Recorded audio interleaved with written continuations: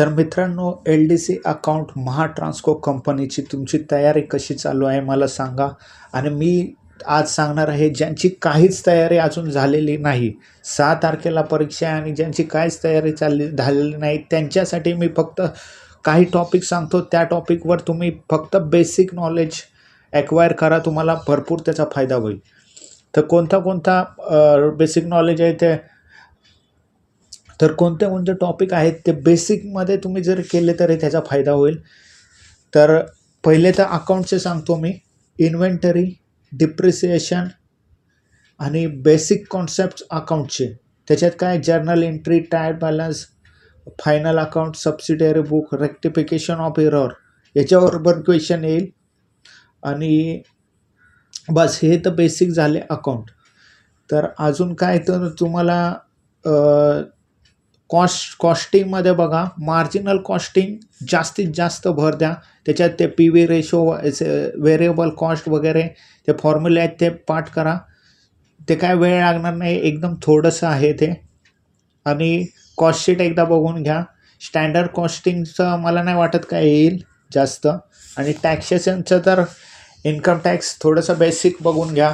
1961चा income tax act आपलं थोडंसं basic आहे ते करून घ्या. आणि जी एस टीमध्ये पण तुम्हाला करायला लागेल थोडंफार.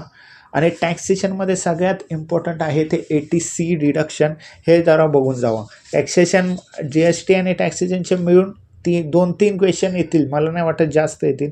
जास्तीत जास्त भर आहे तो बेसिक कॉन्सेप्टवरच राहणार आहे आणि तेच तुम्ही करू जा. आणि सॉल्विंगसाठी तुम्हाला क्वेश्चन सॉल्विंगसाठी म्हणजे जे न्यूमरिकल बेस्ड क्वेश्चन असतात अकाउंटचे, त्याच्यावर तुम्हाला डिप्रिसिएशन विचारू शकतात.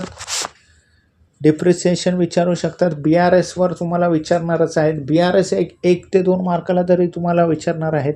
BRS, डिप्रिसिएशन प्लस अजून ट्रायल बॅलन्स तर ते बेसिकमध्येच झालं.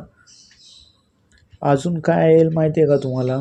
इन्व्हेंटरी म्हणजे COG, cost of goods sold दिलेला असेल, क्लोजिंग इन्व्हेंटरी, ओपनिंग इन्व्हेंटरी, याच्यावरनं तुम्हाला प्रॉफिट काढायला भेटेल. अशा प्रकारे ते क्वेश्चन येतील तुम्हाला. आणि PV रेशो वगैरे हे काढायला पण येऊ शकतं कॅल्क्युलेशनमध्ये, न्यूमरिकलमध्ये.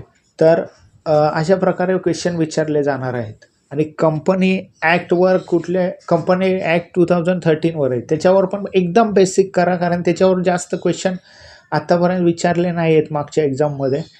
यावेळी पण कमी विचारतील. त्याबद्दल पहिले तर तुम्ही अकाउंट एकदम परफेक्ट करा. त्याच्यानंतर मार्जिनल कॉस्टिंगला थोडा वेळ द्या.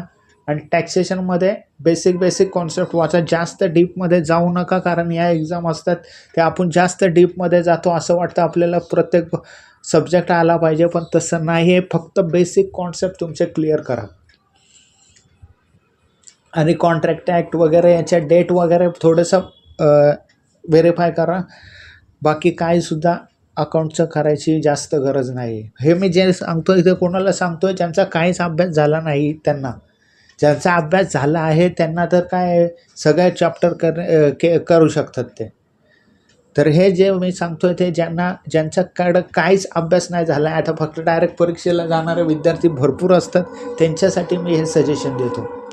आणि दुसरे आपले सब्जेक्ट आहेत मराठी, रिझनिंग आणि मॅथ्स.